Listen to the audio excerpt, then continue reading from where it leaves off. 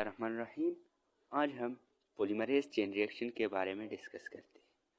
सबसे पहले polymerase chain reaction क्या होता है। पॉलीमरेज चेन रिएक्शन एक ऐसा प्रोसेस है जिसमें डीएनए की क्लोनिंग पॉलीमरेज एंजाइम की मौजूदगी में की जाती है, या ये एक इन विट्रो प्रोसेस है जिसमें मिलियन ऑफ कॉपीज डीएनए की बनाई जाती है। दो तरह के प्रोसेस होते हैं, एक होता है इन विट्रो प्रोसेस और एक होता है in vivo process. In vivo process वो प्रोसेस होती है जो लिविंग ऑर्गेनिज्म के बॉडी के अंदर होती है, और इन विट्रो प्रोसेस वो प्रोसेस होती है जो लिविंग ऑर्गेनिज्म के बॉडी के बाहर होती है। तो डीएनए पॉलीमरेज चेन रिएक्शन एक ऐसा रिएक्शन है जो लिविंग ऑर्गेनिज्म के बॉडी के बाहर होती है, यानी पॉलीमरेज पीसीआर मशीन में होती है। तो ये एक इन विट्रो प्रोसेस है। सबसे पहले पीसीआर टेक्निक को कैरी म्यूरियस ने 1983 में इस्तेमाल किया, जिसकी वजह से उसे 1993 में नोबेल प्राइज मिला। इसके बाद है components of PCR techniques. PCR techniques के लिए चार कंपोनेंट्स है। सबसे पहले टेम्पलेट डीएनए या टारगेट डीएनए। ये डीएनए का एक टुकड़ा होता है, वो डीएनए होता है जिसकी क्लोनिंग की जाती है। दूसरा है डीऑक्सीराइबोन्यूक्लियोसाइड ट्राइफॉस्फेट, यानी शॉर्टकट में हम डीएनटीपीस कह सकते हैं। ये न्यूक्लियोटाइड्स के एक होता है न्यूक्लियोटाइड और एक होता है न्यूक्लियोसाइड। न्यूक्लियोसाइड राइबोज शुगर और नाइट्रोजनस बेस से मिलकर बनता है, जबकि न्यूक्लियोटाइड में फास्फेट होता है। तो यहाँ पे डीऑक्सीराइबोन्यूक्लियोसाइड ट्राइफॉस्फेट है। ये फास्फेट न्यूक्लियोसाइड के साथ मिलकर न्यूक्लियोटाइड्स बनाते हैं, और यही न्यूक्लियोटाइड्स नए डीएनए स्ट्रैंड बनाने में पीसीआर टेक्निक्स में मदद करती है। चार अक़साम के डीएनटीपीज पाए जाते हैं या इस्तेमाल किए जाते हैं इस टेक्निक्स में। एक होता है deoxyribo adenine triphosphate, deoxyribo guanine triphosphate, deoxyribo cytosine triphosphate, deoxyribo thymine triphosphate. ये चार किस्म के डीऑक्सीराइबो न्यूक्लियोसाइड ट्राइफॉस्फेट्स है जो पीसीआर टेक्निक्स में इस्तेमाल होते हैं। इसके बाद दो प्राइमर इस्तेमाल होते हैं पीसीआर टेक्निक्स में। प्राइमर की बहुत ही अहमियत है। प्राइमर की वजह से डीएनए पॉलीमरेज अपनी एक्टिविटी स्टार्ट कर सकता है। अगर प्राइमर अटैच ना हो तो डीएनए पॉलीमरेज कभी भी अपनी एक्टिविटी नहीं कर सकता। दो अक़साम के प्राइमर्स इस्तेमाल किए जाते हैं, एक फॉरवर्ड प्राइमर और दूसरा रिवर्स प्राइमर। लेकिन जो भी प्राइमर हो पीसीआर रिएक्शन में प्राइमर 3 प्राइम के साइड पर ही अटैच होगा। इसके बाद है टैग पॉलीमरेज। टैग पॉलीमरेज एक टेम्परेचर टॉलरेंट एंजाइम है जो हम थर्मस एक्वेटिक्स एक बैक्टीरिया है जो हॉट स्प्रिंग्स में पाई जाती है, उससे लेते हैं। और ये टैग पॉलीमरेज एंजाइम हमें पॉलीमराइजेशन यानी पॉलीमरेज चेन रिएक्शन में हेल्प करता है, और ये कैटालाइज करता है पीसीआर रिएक्शन को। और हम टैग पॉलीमरेज ही क्यों इस्तेमाल करते हैं, पॉलीमरेज क्यों नहीं इस्तेमाल करते, तो इसकी वजह ये है कि ये टैग पॉलीमरेज है जो टेम्परेचर टॉलरेंट है, और ये बॉइलिंग पॉइंट तक के टेम्परेचर तक एक्टिव रहता है। और पीसीआर रिएक्शन में जो है वो हाई टेम्परेचर पे होता है और टेम्परेचर चेंज होता है।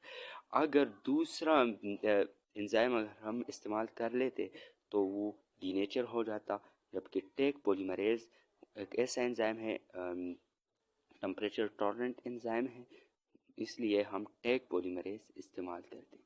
ये चार कंपोनेंट्स है पीसीआर टेक्निक के। इसके बाद है मैकेनिज्म ऑफ पीसीआर। इसके बाद मैकेनिज्म ऑफ पीसीआर है। पीसीआर जो है वो 3 स्टेप में कंप्लीट होता है।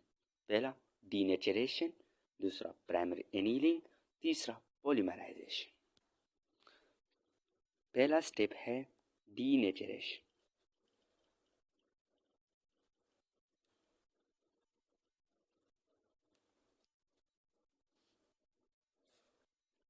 सबसे पहले जो हमने 4 कंपोनेंट्स उधर पढ़े उन सबको हम पीसीआर मशीन या पीसीआर मशीन को हम थर्मोसाइक्लर भी कहते हैं, उसके अंदर डाल देते हैं।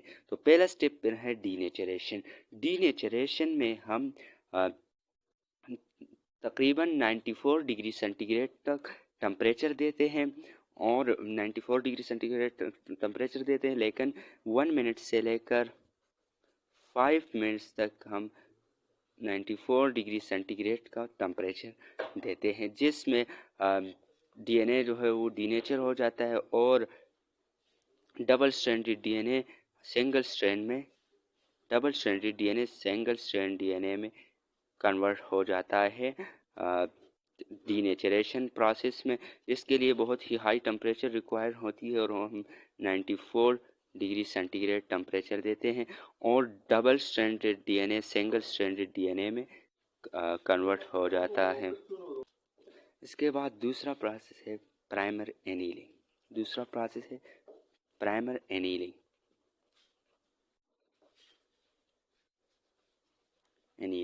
यानी प्राइमर अटैचमेंट। तो हमने प्राइमर इस्तेमाल किया जब डीएनए डबल हेलिकल स्ट्रक्चर या वो सिंगल स्ट्रैंड में कन्वर्ट हो जाता है तो प्राइमर अटैच हो जाते हैं। लेकिन एक बात हमेशा याद रखना कि प्राइमर 3 प्राइम के साइड से अटैच होंगे। तो यहाँ पे भी एक प्राइमर अटैच हो जाता है और यहाँ पर एक प्राइमर अटैच होता है, लेकिन इसके लिए टेम्परेचर में चेंज आ जाती है और ये 54 डिग्री सेंटीग्रेड पर ये प्रोसेस हो जाता है। तकरीबन 54 डिग्री सेंटीग्रेड हम 2 मिनट्स तक देते हैं। इसके बाद तीसरा स्टेप है पॉलीमराइजेशन। इस स्टेप में टैग पॉलीमरेज अपनी एक्टिविटी स्टार्ट कर देता है। टैग पॉलीमरेज अपनी एक्टिविटी स्टार्ट कर लेता है और डीएनटीपीज को अटैच कर लेता है। जैसे प्राइमर अटैच हुआ है यहाँ पे, तो इसके साथ इस साइड पर 5 to 3 प्राइम साइड पर डीएनटीपीज अटैच करते हैं और इसी तरह नया स्ट्रैंडेड डीएनए स्टार्ट होता है। मिसाल के तौर पर जो हम इस प्रोसेस को रिवाइज करते हैं, हमारे पास डबल स्ट्रैंडेड डीएनए है, पहले अनजिप हो जाता है यानी सिंगल स्ट्रैंड में कन्वर्ट हो जाता है और फिर दूसरे स्टेप में प्राइमर अटैच हो जाता है और तीसरे स्टेप में पॉलीमराइजेशन शुरू हो जाती है और नया स्ट्रैंडेड डीएनए बन जाता है। इस तरह दो डीएनए बन जाते हैं और ये स्टेप 72 डिग्री सेंटीग्रेड का टेम्परेचर इसके लिए रिक्वायर होता है। इसी तरह ये प्रोसेस कंटिन्यू रहता है। ये फिर से अनजिप हो जाते हैं और सिंगल स्ट्रैंड में कन्वर्ट हो जाते हैं। 2 डीएनए 2 से 4 और 4 से 8, 8 से 16 और इस तरह एक्सपोनेंशियल ग्रोथ होती है। तो ये सब पीसीआर रिएक्शन के बारे में था। Thank you.